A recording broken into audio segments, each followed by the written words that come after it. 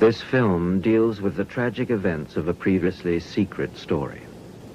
The forcible repatriation of several million Russians by the Western governments to the Soviet regime.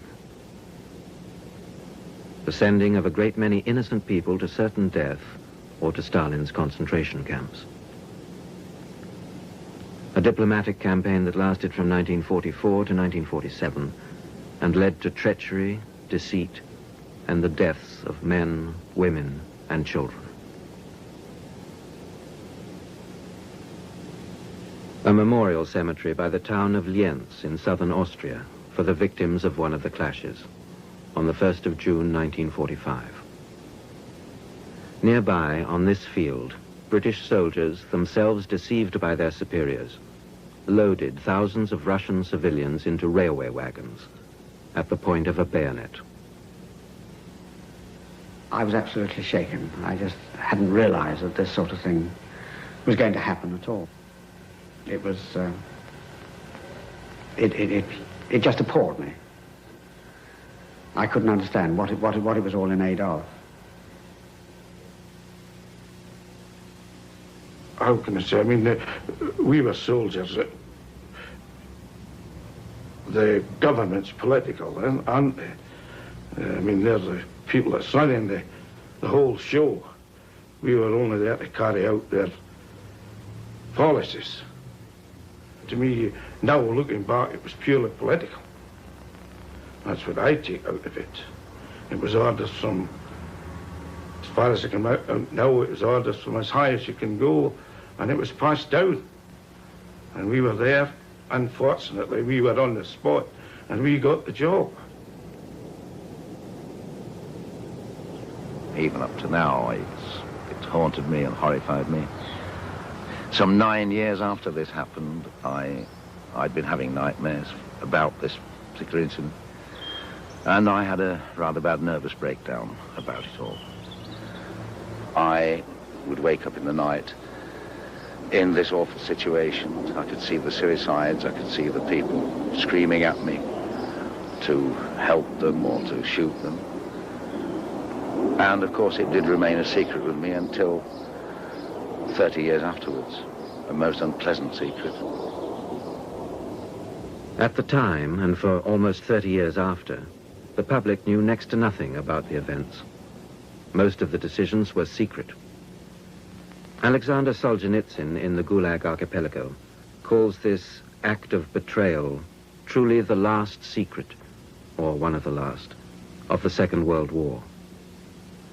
There was absolutely no news of it at all, either in the BBC broadcasts or in the papers at home. In fact, I remember after the war, shortly after this, coming home on leave and telling people about it, and the general opinion here in this country was that it simply wasn't on, wasn't true, couldn't happen, because we didn't do that kind of thing. After the statutory 30 years, the documents are now available. This film is based on these, on a book by Nicholas Bethel, and on statements by those who took part in the events. But some of those who in one way or another were involved in bringing about the political decisions, Lord Avon, Anthony Eden, Sir Thomas Brimelow, Sir Patrick Dean, declined our invitation to appear in the program. I feel this is a story that has to be told. There must be a limit somewhere to man's inhumanity to man. You know, there comes a time when you can avoid rocking the boat only so much. And to me, there was always the feeling that a good deal of what we could have done in the purely humanitarian way was not being done because there was a political boat to keep steady.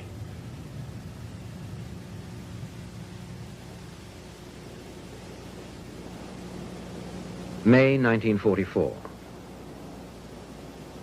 The western coastline of France. According to Western intelligence reports, large numbers of Russians under German command were manning the Atlantic Wall.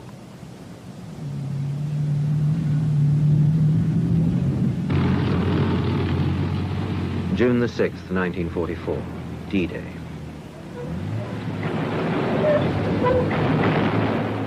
Nearly 10% of the enemy prisoners captured were Russian. They just sat and waited for things to happen, quite ready to surrender. Forced laborers, soldiers in all kinds of uniforms. Many of them were members of General Vlasov's Russian Liberation Army, men who joined the German army to fight against Stalin.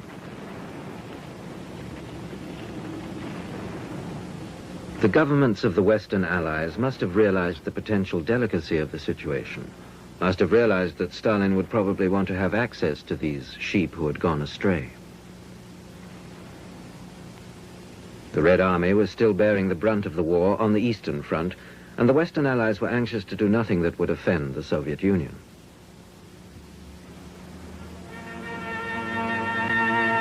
We came across Russian prisoners brought to France by the Germans to do enforced labor.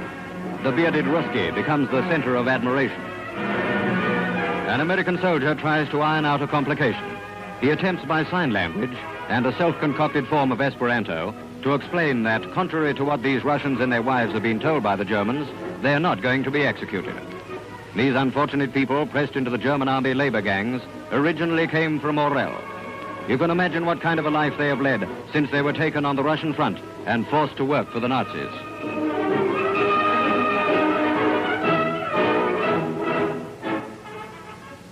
The prisoners were ferried over in batches, most of them to Britain, many on to America. Special camps were constructed all over Britain.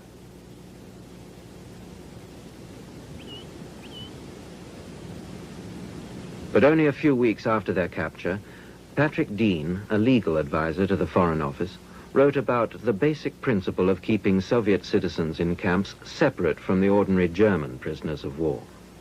The Soviet embassy would then be asked to help in administering the camps and arranging for the people to return to the Soviet Union.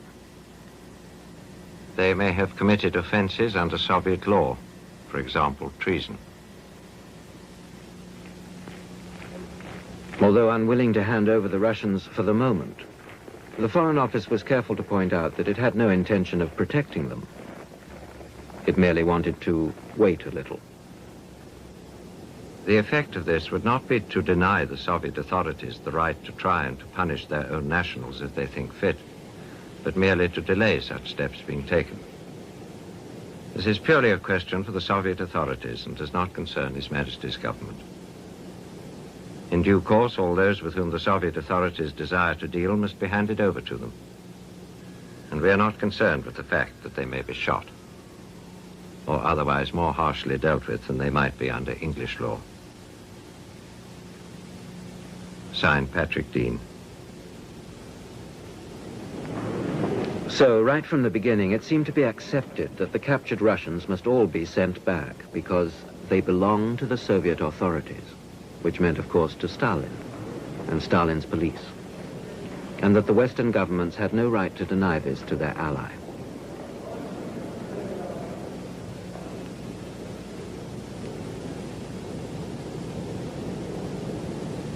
A former campsite at Newlands Corner near London. The hotel and its grounds were occupied by refugees, and then one weekend when I went down to stay with my old friend Mrs. Strachey at the house close next door, she explained there was a most mysterious group of people that they couldn't quite make out who they were, and I was allowed to go in and to talk to them fairly freely. They were a delightful set of people and behaving extremely well, that they were terrified of going back to Russia. Some of them explicitly said that they feared immediate execution, others that they dreaded the labor camps. There were several thousand people who might just as well came from Mars. There were practically everybody there. I mean, all tribes and nations of Asia and the Caucasus were represented, and they were glad that at the long last they are out of the shooting line, they are out of being pushed around, They are being fed, they are being taken care of, they are being taken to the hospital. They consider themselves very lucky.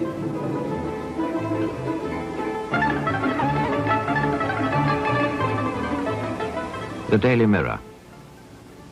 Yesterday I saw how the British Army authorities are trying to give each man back his confidence, and how, in the words of the camp commandant, they entered here subdued and broken, and daily are lifting their heads higher towards their independence.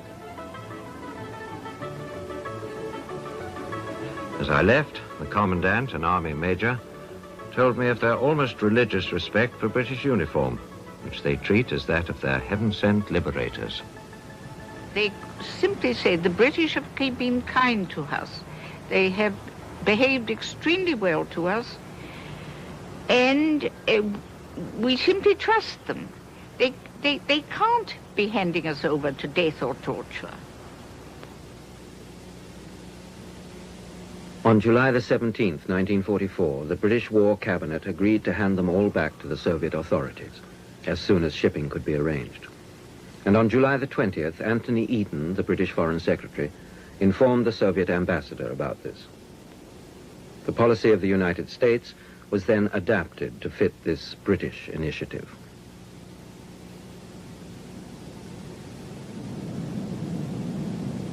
The few thousand Russians now in Western hands were a cross-section of the great mass of people, the millions, to be repatriated in the course of the next few years. Who were these people? How did they find themselves in this situation?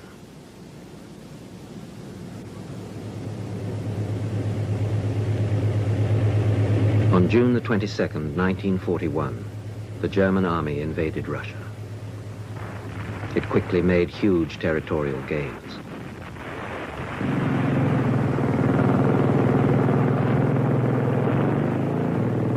The Nazis did not meet the staunch resistance from Soviet citizens that they might have expected. In the Ukraine, they were greeted as liberators.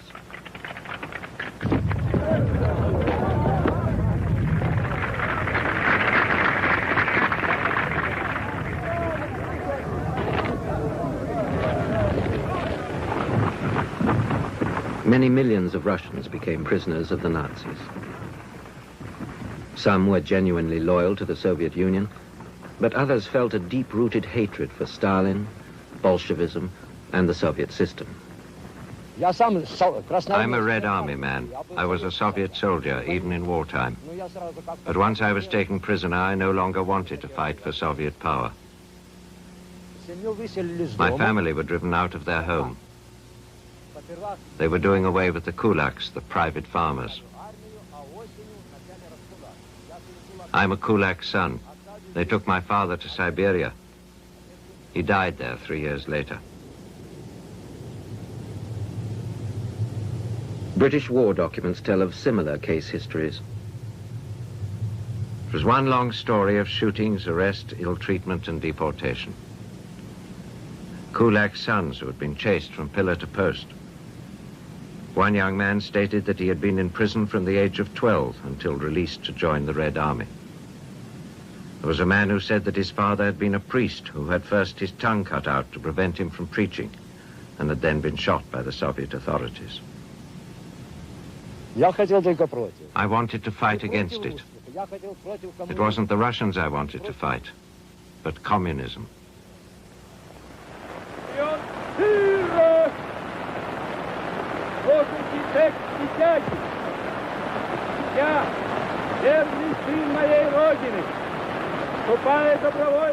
Not only individuals, but whole groups of people took up arms on the German side.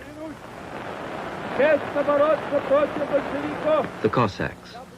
Under the Tsars, they retained certain privileges and an independence that ended with the revolution of 1917. Their lands were redistributed, their traditional way of life eroded. The Cossacks wanted to re-establish their Cossack lands as they had been in 1918. They weren't fighting against the Russian people. They only fought against the Soviet power. There was little understanding of all this in the West. Westerners may have been aware of the repressions and the purges of the 1930s, but they had precious little idea of their extent. But mass deportations, terror, and famine dominated the lives of millions of Russians. They came to believe that no man could be worse than the devil who governed them.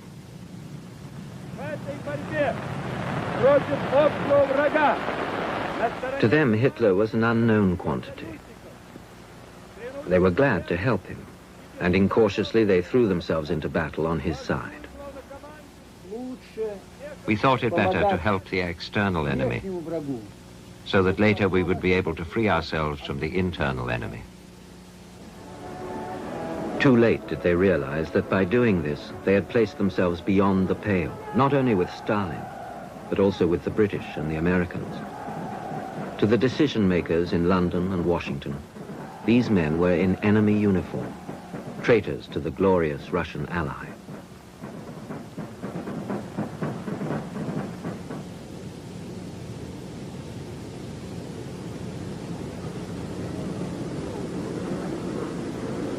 But these voluntary collaborators were only a small group, probably no more than 15 to 20% of those to be repatriated. There was a much larger group of Soviet citizens who were forced to put on German uniforms. Hitler's attitude to the Russians was this: I'm not interested in these wild Caucasian nations. All I care about is their oil.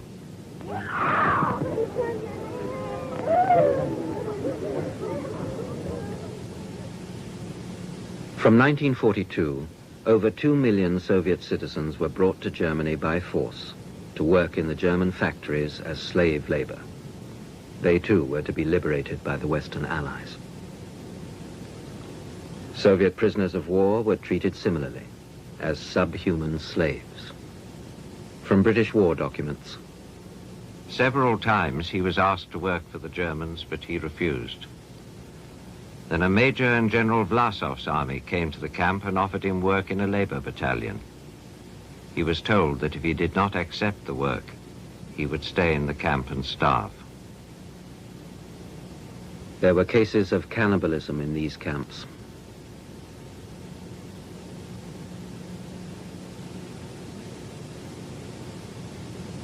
From the Gulag Archipelago. People who have never starved, as our war prisoners did, who have never gnawed on bats that happen to fly into the barracks, who've never had to boil the sole of their old shoes, will never understand the irresistible material force exerted by any kind of appeal, any kind of argument whatsoever, if behind it, on the other side of the camp gates, smoke rises from the field kitchen. And if everyone who signs up is fed a bellyful of kasha right then and there, if only once, just once before I die. And hovering over the steaming kasha and the inducements of the recruiter was the apparition of freedom and a real life, wherever it might call, to the Vlasov battalions, to the Cossack regiments of Krasnov, to the labor battalions, pouring cement into the future Atlantic Wall. Unsere Männer, auf vielen Kriegsschauplätzen erprobte Soldaten, sind in langer Wartezeit auf die Gegebenheiten des Kampfes vorbereitet worden.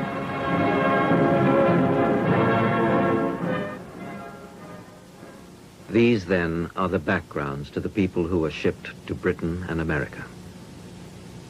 Even at this early stage, their fate already sealed. They were to be called a thorough nuisance, a source of embarrassment,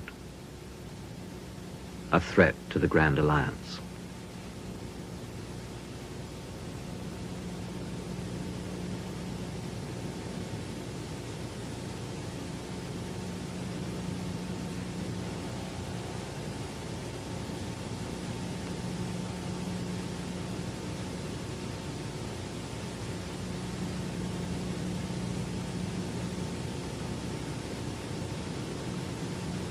Next to no attempt was to be made to separate the innocent from the guilty. They were to be made collectively responsible, to be handed over or sent back, en masse, the lot, to the Soviet authorities.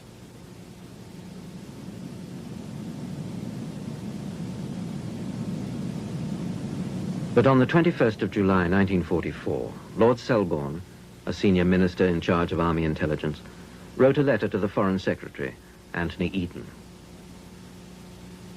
My dear Anthony, I am profoundly moved by the decision of the Cabinet to send back to Russia all Russian subjects in the German army who fall into our hands on the battlefields of Europe.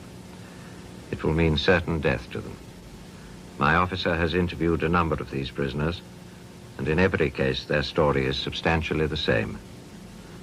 Forced into a German labor unit, they were given weapons and told they were now in the German army. None of them have any doubt that if they're sent back to Russia, they will be shot. And not only as alleged traitors, but also on the simple basis that they had actually fallen into German captivity. This was the official Soviet attitude, as interpreted by Stalin and his secret police. Lord Selborne, they recall that Stalin has explicitly stated Russia acknowledges no prisoners of war. Russia has only soldiers in her army, dead soldiers or traitors. They have been told that they should always keep the last bullet for themselves and kill themselves rather than fall into the hands of the Germans.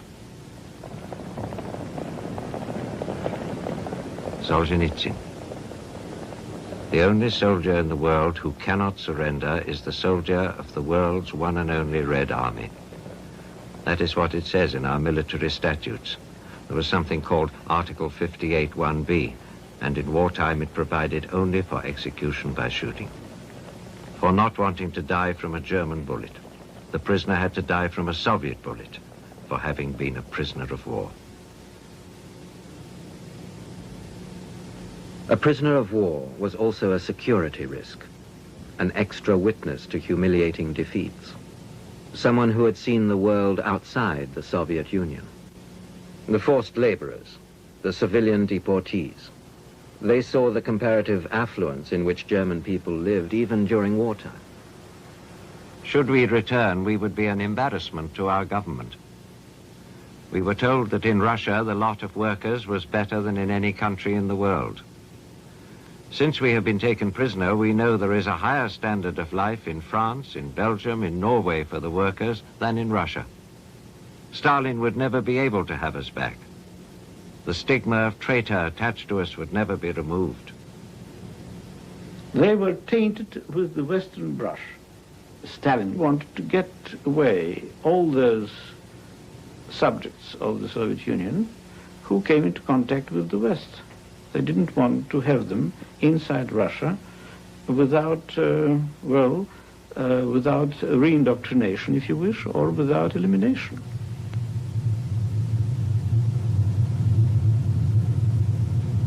Solzhenitsyn. That spring of 1945 was, in our prisons, predominantly the spring of the Russian prisoners of war.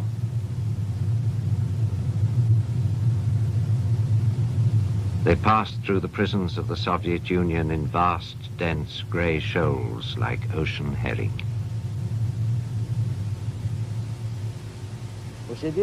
What happened in Siberia? I went hungry, that's what. That's how it is in Siberia. You don't have a name, you're just a number. The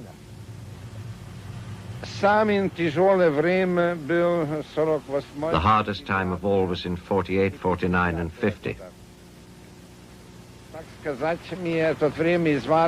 We called it starvation time. At our Lagpunkt, a Lagpunkt is a unit of about 1,200 people. Between 120 and 150 people used to die every day. A fresh batch had to be brought in every 10 days or so because so many people died. By the time the 10 days were up, there was no one left to fell the trees. But the state plan still had to be fulfilled.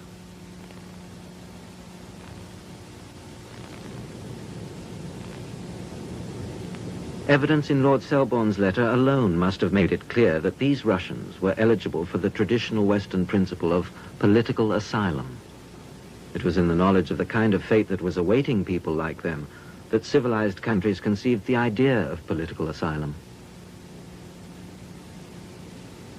Give me your tired, your poor, your huddled masses yearning to breathe free, the wretched refuse of your teeming shore. Send these, the tempest-tossed, to me. I lift my lamp beside the golden door. As soon as Eden received Lord Selborne's letter, he scribbled a note to his officials in the Foreign Office. What do you say to all this? It doesn't deal with the point. If these men don't go back to Russia, where are they to go? We don't want them here.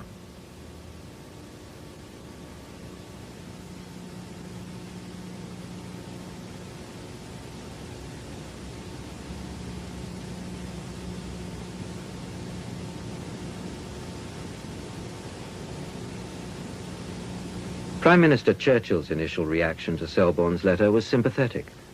He wrote to Eden. I think we dealt rather summarily with this at Cabinet, and the point put by the Minister of Economic Warfare should certainly be reconsidered. Even if we are somewhat compromised, all the apparatus of delay may be used. I think these men were tried beyond their strength. Eden wrote back to Churchill on August the 2nd. I have considered this difficult question more than once recently. But he had come to the firm conclusion that it was vital to let the original decision stand and send all the Russians back. They were captured while serving in German military or paramilitary formations, the behavior of which in France has often been revolting. We cannot afford to be sentimental about this. He recognized that there is the probability that if we do as the Soviet government want and return all these prisoners to the Soviet Union, whether they are willing to return or no, we shall be sending some of them to their death. But we cannot deny our allies the right to deal with their own nationals in their own way.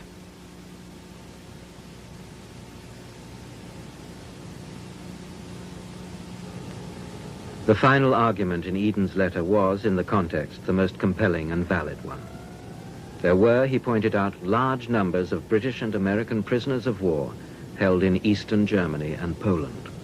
The Red Army was advancing quickly towards these areas, and it would be they who would shortly overrun and release them. It is most important that they should be well cared for and returned as soon as possible. For this we must rely to a great extent upon Soviet goodwill. And if we make difficulty over returning to them their own nationals, I feel sure it will reflect adversely on their willingness to help in restoring to us as soon as possible our own prisoners. But was there any reasonable ground or actual evidence to support this thinking? I personally believe that had we persisted and taken a tough line, we and the Americans, that we would have got away with it. My experience later with the Russians has convinced me that there's only one thing the Russians understand, and that is somebody who is not only tough, but who is prepared to stand by what he says. If you do that, they will usually come around to your way of thinking. If you don't stand up to them, they despise you and trample on you even harder. And I believe that a tough line would have saved many, many thousands of these Russians. The Secretary of State for War, P.J. Grigg, expressed his own fears in a critical letter to Eden. We are in an obvious dilemma, but I am not at all convinced that whatever we do, the Russians will go out of their way to send our prisoners westward at once, or to deal with them in any special manner. On the weight of Grigg's letter, Prime Minister Churchill decided to put the matter before the Cabinet again. Anthony Eden was asked to prepare a Cabinet paper. It is worth remembering that the Soviet Union was not a member of the Geneva Convention, and therefore her prisoners of war could not receive any aid through the International Red Cross. These are photographs of our prisoners in Nazi captivity. Our people wanted to come back. Theirs didn't. They knew that it was unlike our own prisoners. They knew that they were going back to what? At best, a concentration camp. Our own people, this was a different story. They were dying to get back because what happened to our prisoners of war when they finally got back to England? They were welcomed as heroes. These people were not heroes, they were martyrs.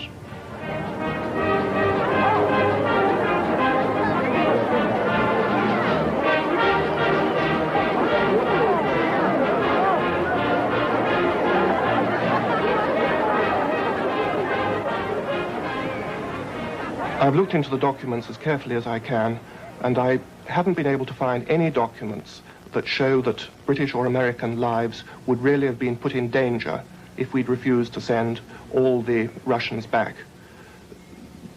It could be that something was said verbally, in which case Anthony Eden would know about it. I've asked him whether there is any evidence which I don't know about, but apart from saying that it was fear for British and American prisoners' lives that prompted him to agree to this policy, he has declined to go into details either for my book or for this film. I only wish that he would change his mind and explain exactly why it was that this decision was taken. There can be no doubt that it was Anthony Eden who pushed the policy through Cabinet. Other ministers were reluctant, they expressed their reluctance in memoranda, but it was Eden's strong arguments that carried the policy through. Eden also set the tone for the implementation of the policy and turned it into a very servile approach to the Soviet Union, and he didn't seem to understand the suffering and the horror that these people had been through. He didn't seem to be touched by their plight in any human way.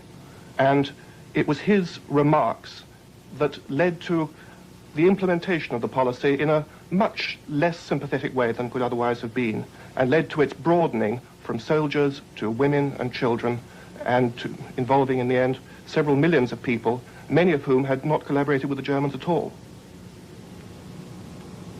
On the basis of Eden's cabinet paper of September the 3rd, a war cabinet of 7, after a short discussion, officially approved the policy of repatriation. A few weeks later, the United States, where up to then certain mitigating regulations existed, decided to conform to the more rigid British line. In the many camps across the country, the Russian prisoners were growing restless. And when I went down for my usual visit, there they were in a condition of the most appalling misery and gloom.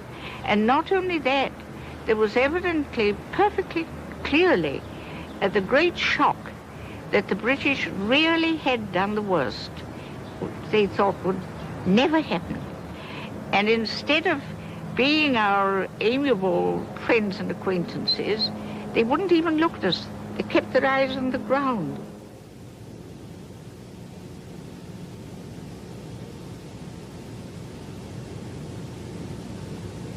Why did Eden feel it necessary to suggest, from a difficult choice of priorities, what may have seemed the politically expedient solution instead of the humanitarian one? Concern about our own prisoners of war cannot have been the only explanation. There might well have been other considerations as well. The inconvenience of having to resettle several million people, for instance. The refugee, then and in the immediate post-war years, was regarded as a headache, an inconvenience. As Eden said, we may be saddled with them permanently, to our great embarrassment.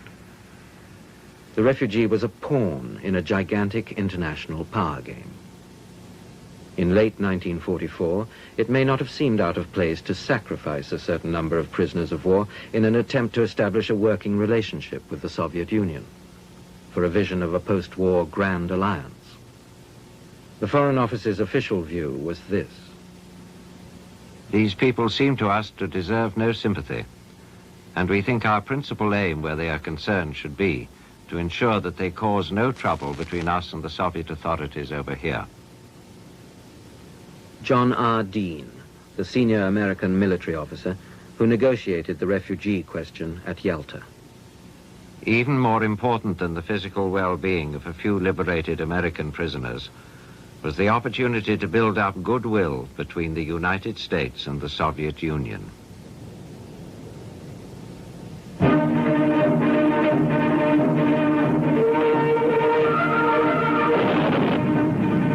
If pictorial evidence of the Soviet Army's colossal blows against the Germans be needed, then what more striking proof can we bring than these pictures just received from Russia? At the time, one had a very different view of Russia to the one has now, and it is very easy to look at it retrospectively. But with the churning out of propaganda about Russia and all the stuff of the 1930s with the intellectuals, Bernard Shaw, Spender, John Strachey, who built up an extremely favorable picture of Russia. Naturally, at the end of the war, all that we did admire the Russian military machine fantastically, but one naively imagined it was backed up by an ideal socialist state, because this is what we'd been led to believe.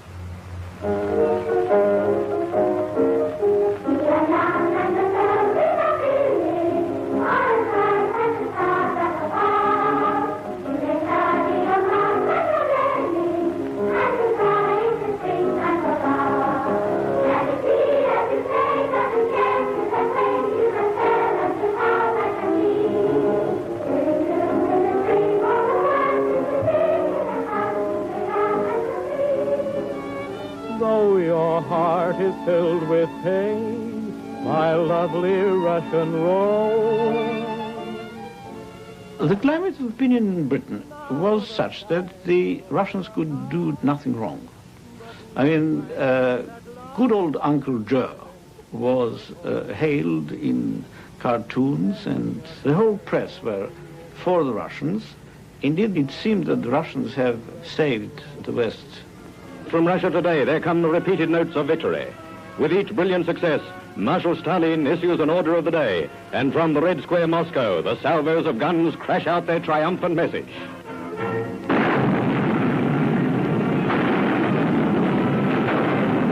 The victories of Stalingrad, Rostov, and Kharkov are avenging them. We applaud these glorious feats of arms. We look forward to the victories that are to come, to the final victory that will be won together. And there were people who had a most romantic attitude to the Russians. And the number of the terrible and dreadful things that Russia had done were not so very well known. This is what we'd been led to believe about this ideal socialist state, which we know now at that time was the biggest tyranny in the world, and that millions of Russians had been slaughtered in the purge which preceded the war.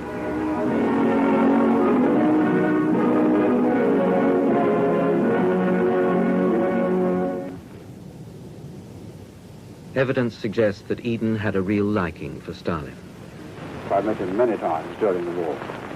I went there in 1941, and I was much impressed with Stalin. I always have been in his qualities as a negotiator. When Churchill and Eden visited Stalin in October 1944, and the idea of the exchange of prisoners was discussed briefly over dinner, Eden was impressed and talked about Marshal Stalin's satisfactory assurance. He later said that Stalin has never broken his word, once given. He's not on this trick of a negotiating table, never.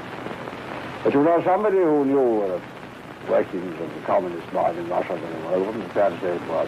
One said to me, one is always a subject here.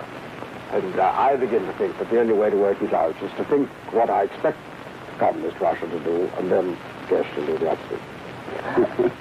What a something it is sometimes. But in this case, it was all sadly predictable. Soviet military authorities, invited by our government, took over the initiative and the management of the Russian prisoners in British camps. Now there was no way out of the agreement, no hope for delaying tactics. In fact, the problem had become a joint one for the Soviet and the British governments. And we must not provide them with a grievance which they will regard as unreasonable. The correct relations had to be kept at all costs. We had conferences where I acted not as a liaison officer but as an interpreter.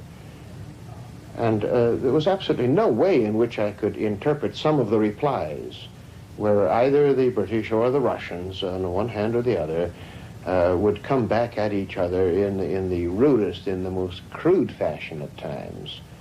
As an interpreter, I couldn't pass this on. Right in the back of my mind was, keep the thing as smooth as possible. Keep them talking.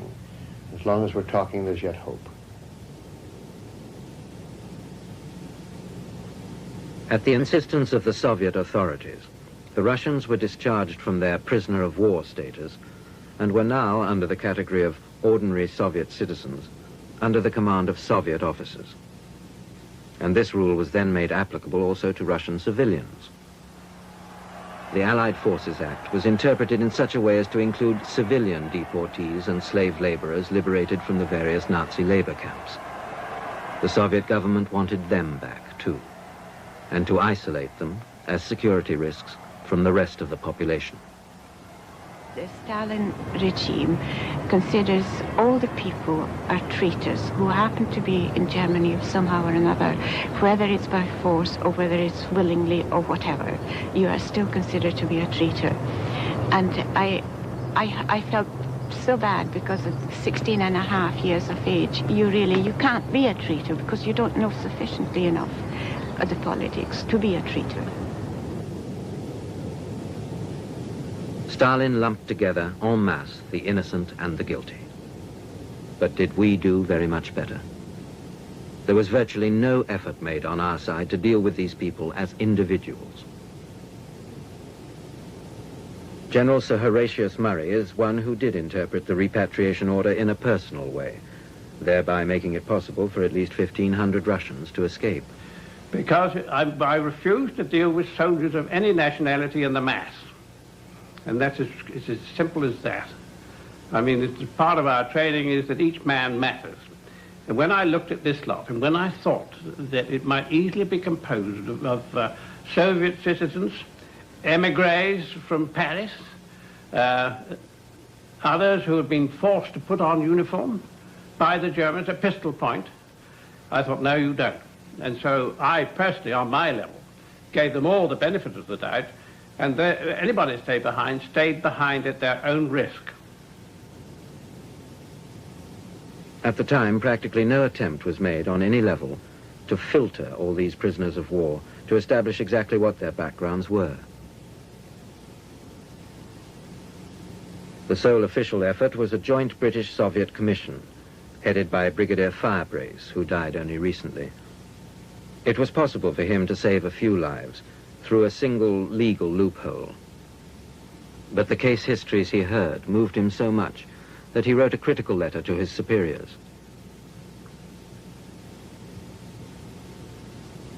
His protest was put aside. Look here, I was in the army. I don't know if you've been in the army.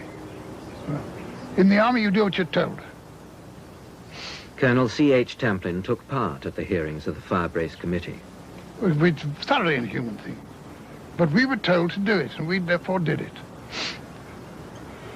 And it made no difference if I cleared out, they'd put another fellow in, he'd get the same job. In the camps, the mood was desperate. Soldiers committed suicide rather than face being returned to Russia.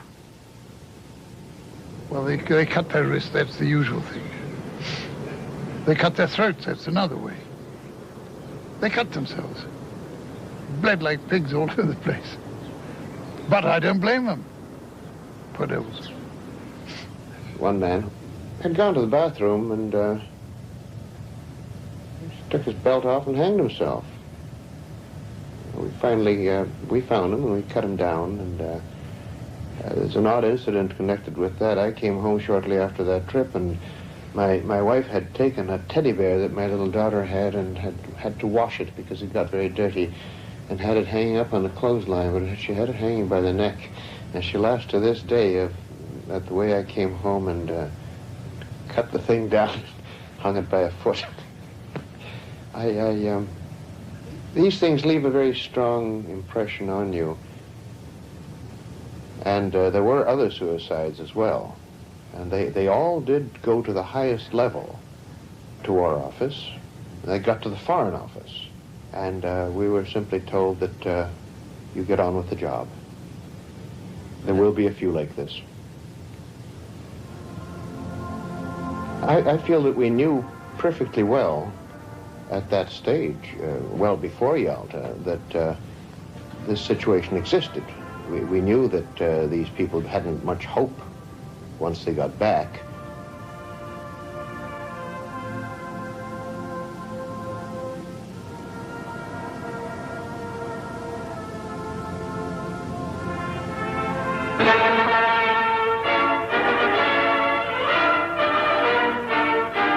To the Big Three conference in the Crimea went not only the leaders of the three great Allied powers, but also the hopes and faith of all men who look to a future free from war. The decisions reached here have to square up to the bedrock aspirations of the people of the United Nations and prove worthy of their cause. At the conference at Yalta, a three-power subcommittee formalized the matter of repatriation in a written agreement.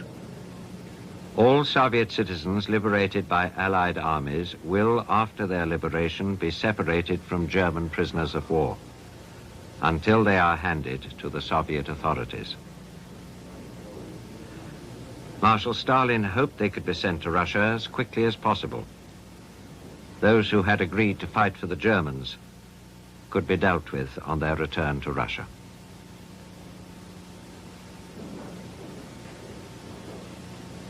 Alexander Cadogan, permanent secretary at the Foreign Office, wrote to his wife on February the 11th. I have never known the Russians so easy and accommodating. In particular, Joe has been extremely good. He's a great man and shows up very impressively against the background of the other two aging statesmen. I think the conference has been quite successful.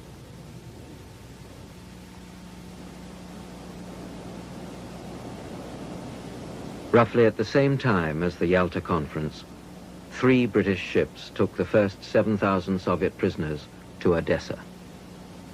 An eyewitness account of events at Odessa harbor. The situation was very unpleasant. We had to unload them. Well, of course, the NKVD troops arrived immediately on board, and they were taking them in batches. Well, we accompanied them on the shore. We checked that. And some of them were segregated, some of them were taken away immediately, and some were left huddled on the quayside. Well, and I had 2 salvos of machine guns. There were 3 huge sheds, and in the middle shed, I had the machine guns. Well, I don't think they were just practicing machine guns in the middle shed, because I never saw those men again.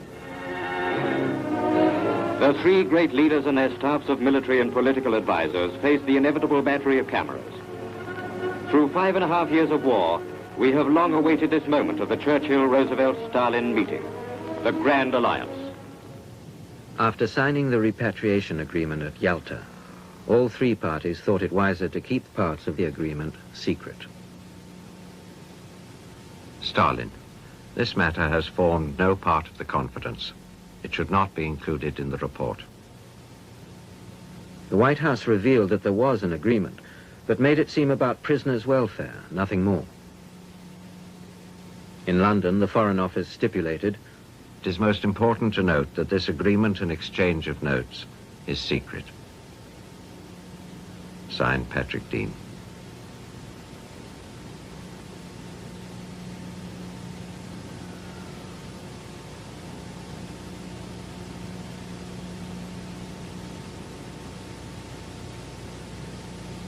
When in 1947 the Foreign Office was asked whether the United Nations should know about the agreement, The reply was, "Strong objection. This agreement must remain secret." It was signed by a junior official, Thomas Brimelow, now Sir Thomas Brimelow, KCMG, until the end of 1975, Permanent Under-Secretary of State at the Foreign Office and head of the Diplomatic Corps. The secrecy surrounding the true nature of the agreement and the tragic events that were to follow was painstakingly and on the whole very successfully observed for almost 30 years. If the papers, as they do today, have revealed the incident to the British public, I am sure it would be a public outcry, and the British people would stop the politician of playing up to that degree as to sending innocent people to their deaths. The public in Britain and America was, in fact, told about mutual repatriation. A communique was published after Yalta, but it described a wholly peaceful and desirable event. There was no mention or indication of anything done by force.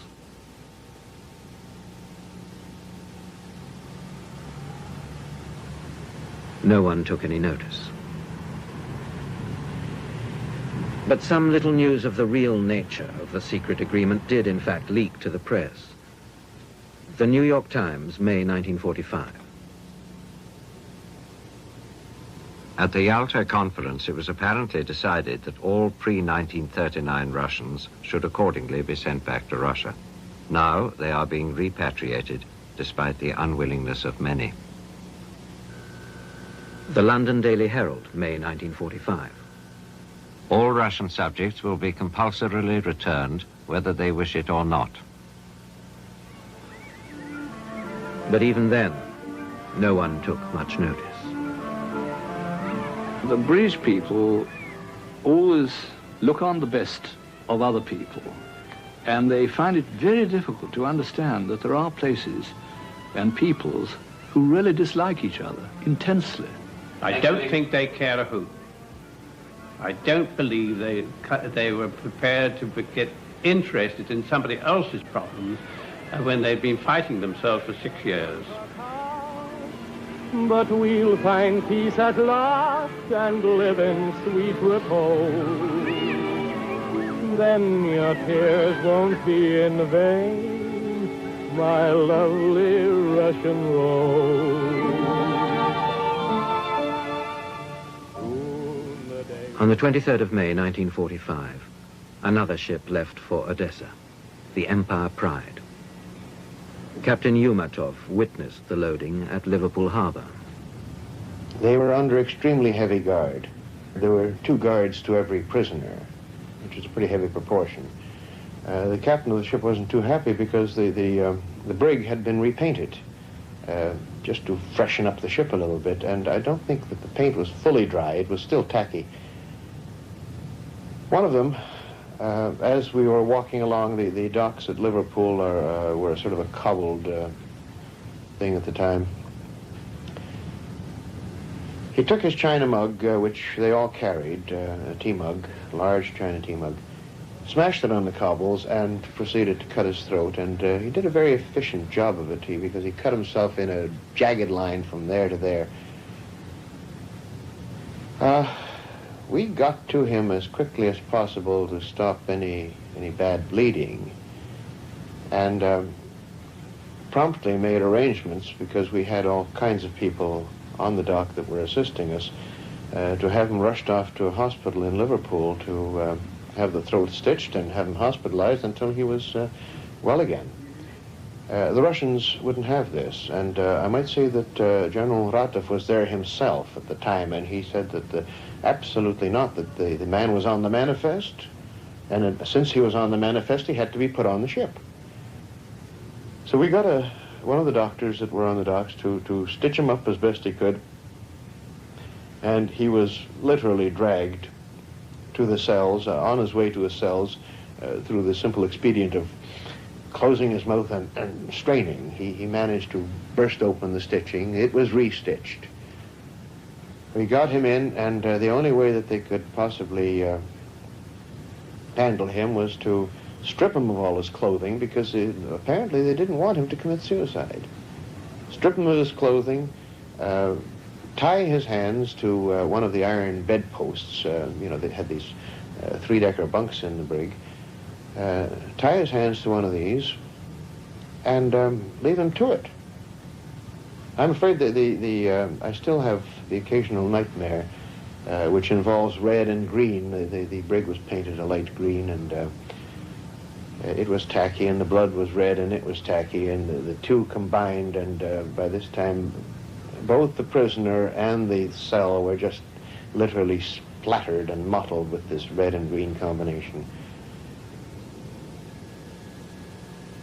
31 prisoners, including the one who attempted suicide, were executed on arrival in Odessa. About the events at Liverpool Harbour, official secrecy was ordered.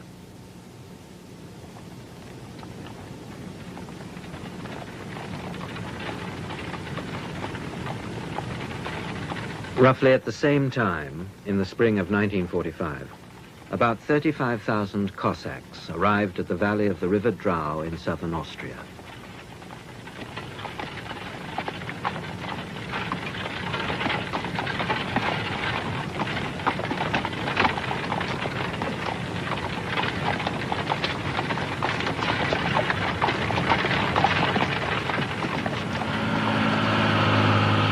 The area was occupied by the British 5th Corps and the 8th Battalion Argyll and Sutherland Highlanders.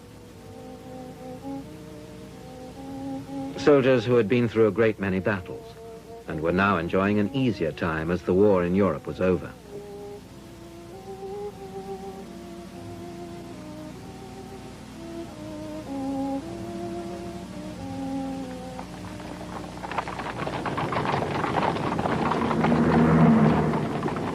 The Cossack troops had, by choice, collaborated with the Nazis and were now in the last phase of a long retreat from Russia.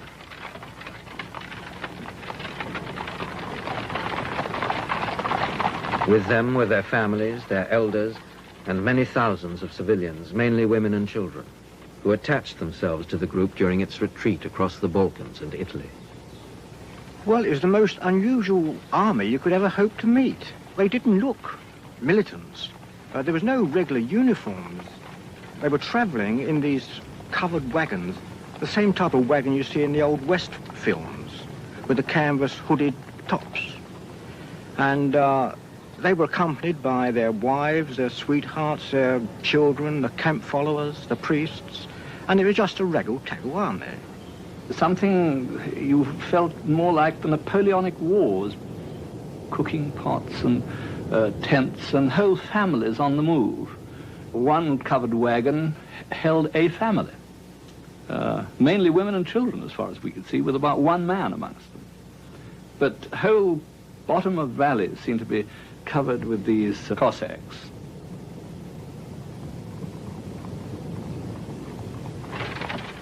On May the 8th, the Cossacks contacted British officers and offered to surrender unconditionally.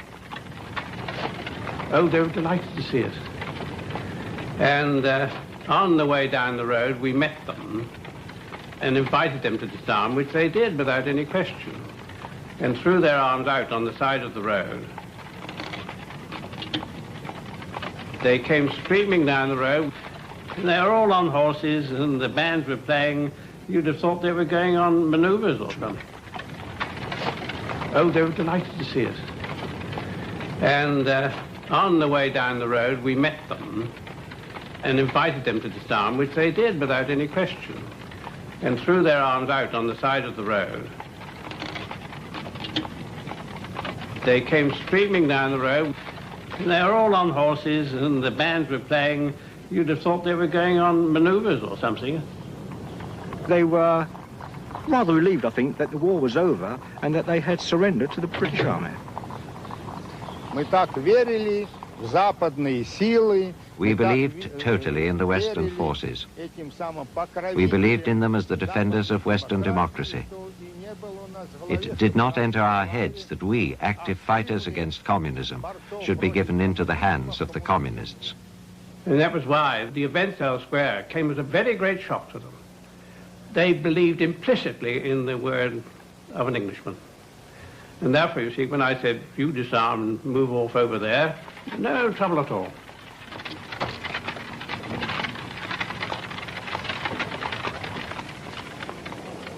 A great mass of refugees from all over Europe found themselves in the Drau Valley.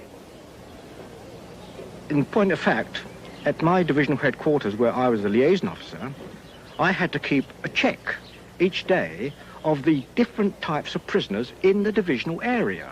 I had a big blackboard, and I had all sorts of nationalities. And it used to be a standing joke that everybody was there except a Chinaman. And yet one night, when we got the situation reports in from the battalion, lo and behold, one Chinaman turned up.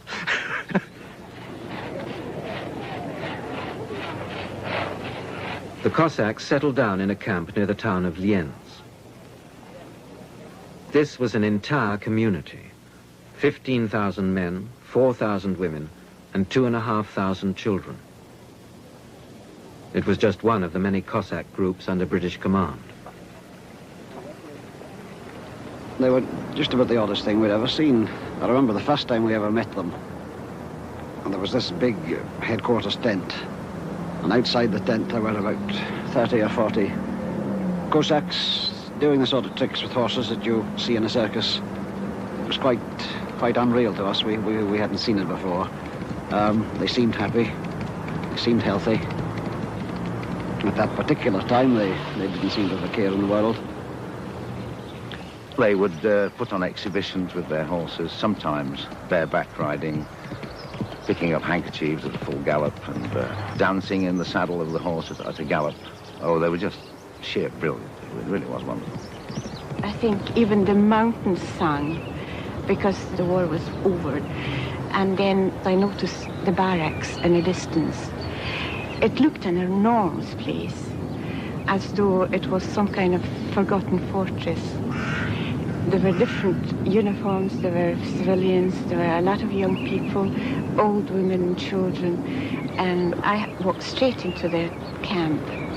And I ran along the road, throwing my arms in left and right and into the air. Then in fact, I fell down onto the ground. I was so happy to just be there because I knew that I no longer had to hide from anyone. Between the Cossacks and the British officers, there was a friendly relationship. The officer directly responsible for the Cossacks, Major Rusty Davis, was especially trusted and respected. None of the British officers knew as yet about the repatriation order. Oh yes, they had every faith in the British. They always asked us what was going to happen to them, and we explained, we were told in fact, that they were prisoners of the British and as such would be treated. Their one dread, of course, was to go back to Russia, and this was the question 3 or 4 times every day. You won't send us back to Russia? And our reply, quite seriously, was no, of course we shan't. Because our orders were quite clear that they were our prisoners and would be treated as such and would not be handed over to the Russians. I remember one day this young interpreter came up to me and he said, "I hear we are going to be handed back to the Russians." And our automatic response to that was rubbish. We simply don't believe it. On the 24th of May, through the commander of the British 5th Corps, Lieutenant General Charles Keelhaul, came the order that every one of the Cossacks, man, woman, and child, was to be handed back to the Soviet authorities, irrespective of their individual wishes and by force if necessary. On May the 26th, the commander, Brigadier Geoffrey Masson, gave instructions to his battalion commanders for the forcible delivery of the Cossacks.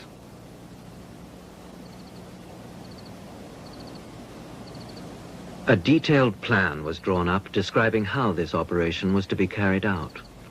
The plan called not only for the use of violence, but also for the use of deceit. The first phase of the plan was to remove the Cossack officers to a separate place by a trick. For Rusty Davis, this meant betraying people who had implicit faith in him. He asked to be relieved but was told that he had to carry on and do his duty because he was so much trusted by the Cossacks. So Davis told the Cossack officers that all 1,500 of them would be taken to a conference where the future of the Cossack community was to be decided. Though the announcement caused some consternation among the Cossacks, they believed it. Rusty Davis gave one of them his word of honor as an officer that they would return.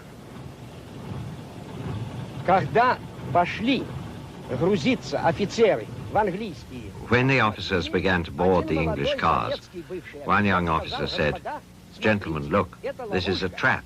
Тогда встал один полковник, бывший царский. Then a former Tsarist colonel got up and said, Мы знаем, офицер английской королевской армии. "Gentlemen, we know that the officer of the Royal English Army gave us his word of honor, and a king's officer's word of honor is sacred for us." The officers exchanged glances and continued boarding the cars. An English officer's word of honor was enough. When the time came, the officers were loaded into the trucks. Their wives and the children and all the other family who were living amongst them in the barracks, standing by little paths, waving goodbye to them, and they were all crying. And then the father tried to comfort the family by saying, "We'll be back tomorrow, we'll see you tomorrow." And so they went off. As soon as the officers were on their way, Brigadier Geoffrey Musson's orders were forwarded to the ordinary soldiers. In accordance with an agreement made by the Allied governments, the Cossacks now in the area will be returned to Russia. This will be an extremely difficult task, particularly as there are so many women and children. Some of you will feel sympathetic toward these people. But you must remember that they took up arms for the Germans. The Russians have said that they intend to put these people to work on the land and to educate them to be decent Soviet citizens. There is no indication whatever that there will be a massacre of these people. We were completely unaware of what was to be the fate of these wretched people. There are all sorts of rumors that went about. But really, I think we were first faced with the facts when the officers were removed by a trick, and a very dirty one too. I think it was disgusting, quite frankly. I mean, after all, this is the kind of thing the Germans did. It wasn't the kind of thing that we should have done. We had been telling the soldiers for years that we were fighting for democracy, we were fighting for fair play, we were fighting for all the reasonable, decent things in life. We told them that when you had defeated your enemy, you should be magnanimous. I think that was one of Churchill's precepts. The convoy of the officers arrived at the barracks of the small town of Spital and were driven into a barbed wire enclosure. There, the senior British officer told the Cossacks that next morning at dawn, they'd be taken to the zonal boundary at Judenburg and handed over to the Soviet authorities. Lieutenant Tom Dennis. They were pressing to the wire and baring the chests and asking us to shoot them. They asked me to bring their wives and children to them and shoot them. Some said, "Please let us escape," but of course we couldn't do any of these things. And as the evening progressed, they asked me to get a priest, and they set up an altar and started this service, which went on all through the night. Very calm night, and a sort of candle-lit altar, and the priest in all his robes. The Cossacks kneeling round and praying, and they were singing hymns and chants. This went on all through the night. Occasions when we saw Cossacks come out of the wooden barrack huts and bring out what we thought were bodies, carry dead persons out and lie them on the grass at the side of the huts. A horrifying night, it really was. And the service continued until the trucks arrived at 4:30, when we had to start loading them up onto the transport. And this is when the trouble really began, because the Cossacks refused to load, and a lot of force had to be used to make them load. It really was ghastly. We tried to open the first barrack hut and couldn't open the doors. The troops were given orders to smash the door down, and we found the Cossack hanging behind the door. He'd hanged himself with some electric light flecks from the roof of the building.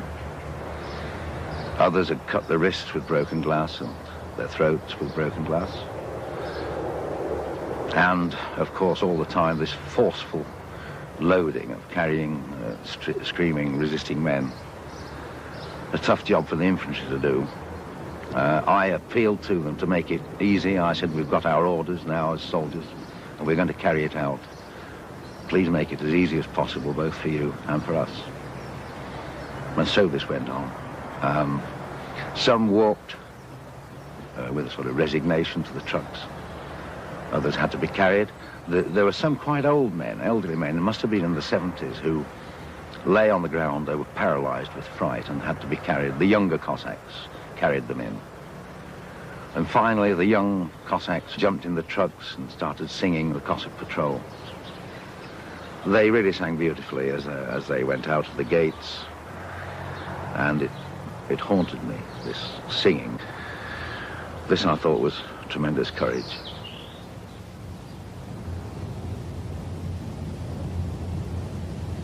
The bridge at Judenburg, where the officers were handed over. The zonal boundary was at the middle of the bridge. During the handover, there were 2 documented suicides. A man cut his throat with a razor blade. Another threw himself from the bridge to the rocks below.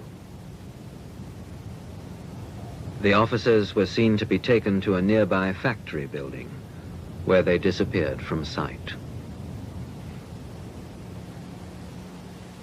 With the officers removed by a trick, it was now possible to reveal to the Cossack rank and file in Lienz, the non-commissioned officers, private soldiers, priests, civilian refugees, women and children, that they would be handed back on the 1st of June. The Cossacks declared a hunger strike. They put out black flags. They painted signboards. And on the morning of the day, about 4,000 people assembled in a central square for a huge religious service. I remember that morning so vividly. It was lovely and sunny, and the sun was shining on the square when we were all gathering for the prayers. The crowd immensely thick all over the place. They were all out from the barracks into the square. A sort of a carnival mood, one would call it, with different flags and colorful scenes all over the place, people getting together.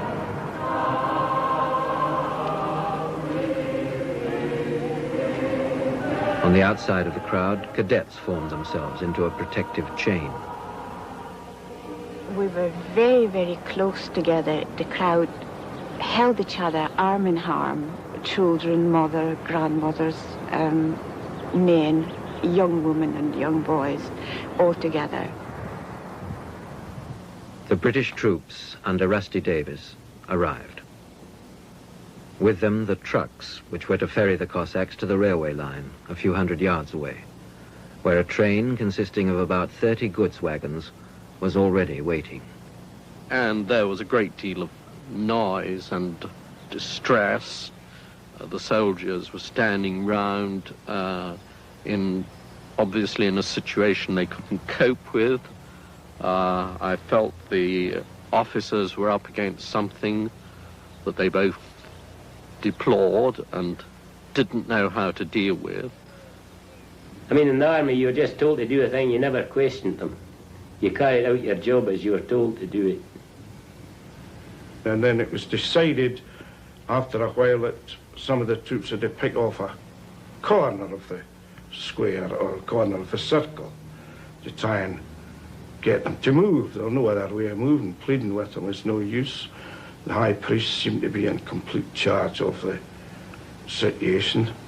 and nothing was moving, wailing and singing.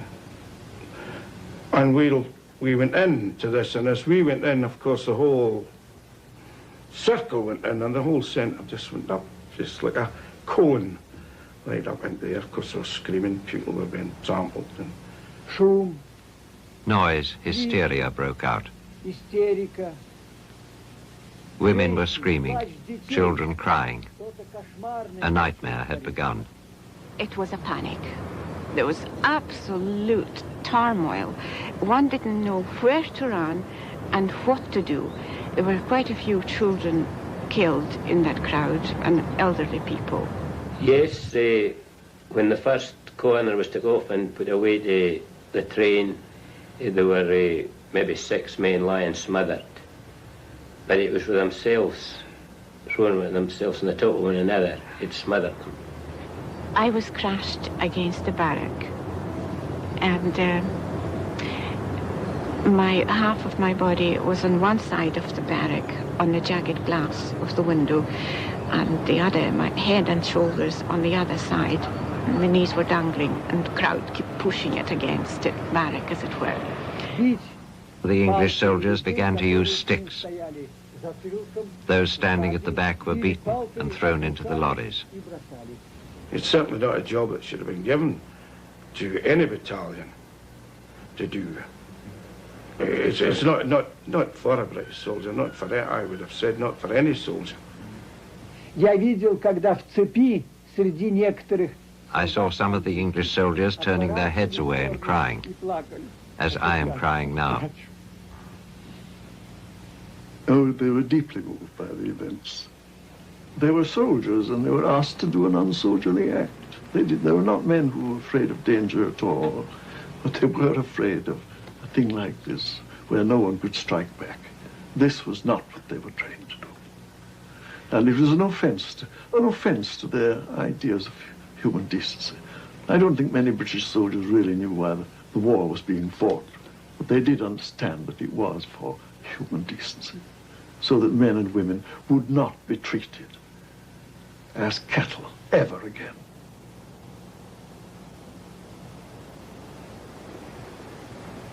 At a woodland glade, a man shot his wife and 3 children and then killed himself.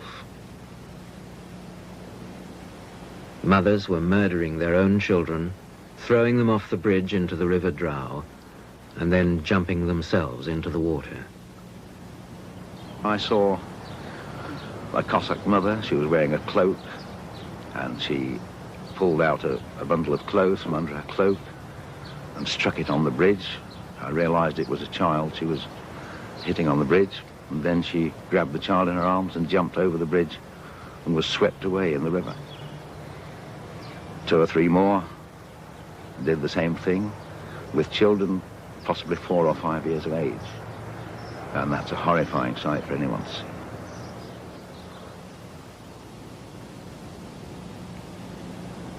The many thousands of soldiers and civilians who were loaded into the goods wagons were taken to Judenburg to be handed over.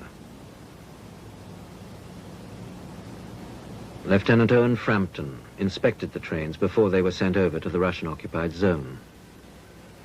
And this is where I began to realize that things weren't, as far as I was concerned, right. Many of the windows were broken in the train. And the carriage that I walked through, first of all, was just a mass of blood. You could see where the bodies had been dragged down the corridor in the train and even down the steps of the train itself. The toilets were just a terrible mess. And I just didn't know, I was appalled. I just didn't know what had happened at all. And then I was told by the soldiers, some of the soldiers, that many of the Cossacks had committed suicide on the train. And especially any of the officers that were there, or the non-commissioned officers had committed suicide. And their families had been killed as well on the train. Well, it was most horrible in some cases. I can distinctly remember somebody, well, more than one, had cut their throats with a piece of barbed wire. Possibly they must have got it off the carriage where I'll say there was barbed wire across the grill of the carriage, of the truck. Somehow or the other they must have got a piece off and used it to cut their own throats. Others were strangled with twisted neck scarves.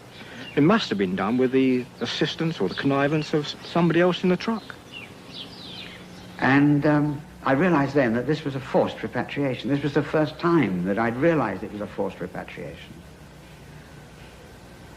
And I reported back to my regiment and immediately asked to be removed from the detail.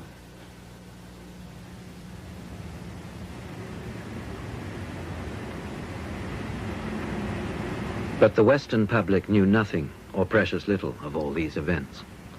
The general tone was this. The Times, 6th of July, 1945. All had but one goal, to get home. Daily Herald, 6th of September, 1945. I found wagons chalked with greetings in Russian. Long live our motherland, and glory to the father of our victories, the great Stalin. No one seems reluctant to be going back to Russia. They are smiling, laughing. They sing to the accompaniment of an accordion. A mandolin is twanging too.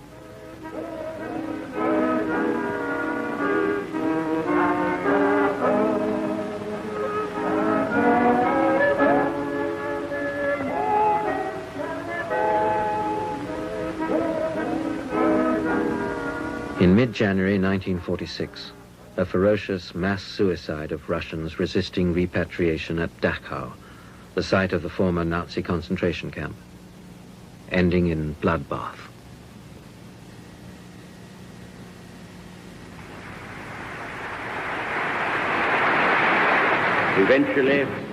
Eventually, they may come.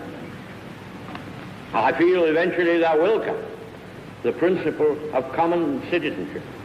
A few weeks later, on March the 5th, 1946, Winston Churchill made his famous speech at Fulton, Missouri.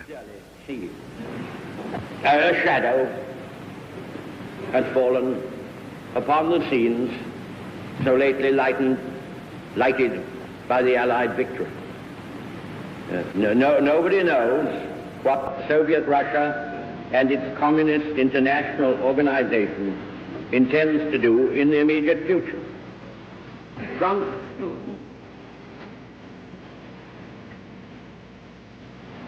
And I, behind that line. The Cold War had begun.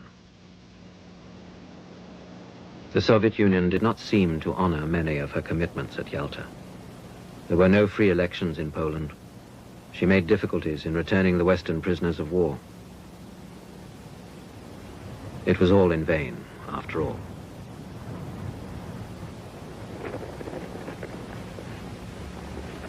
And yet the British Labour Cabinet and the United States still felt obliged to carry out further elaborate acts of repatriation with a great many casualties to preserve the semblance of an empty treaty. Only as late as June 1947, after being in existence for 3 years, did the policy finally fade away. It was then denounced in Parliament as abhorrent to this country and disappeared without much fuss. But by that time, millions of people had become its victims, killed, deported, lost in Siberia.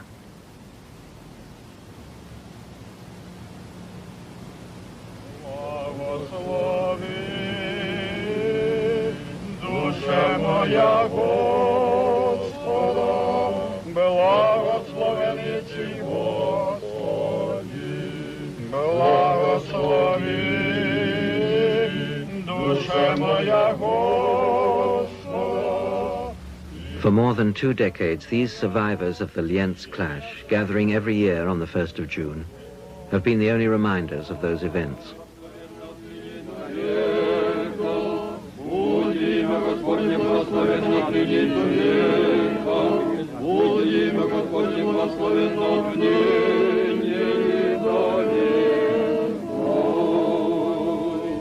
And nearly 30 years had to pass before the facts became widely known.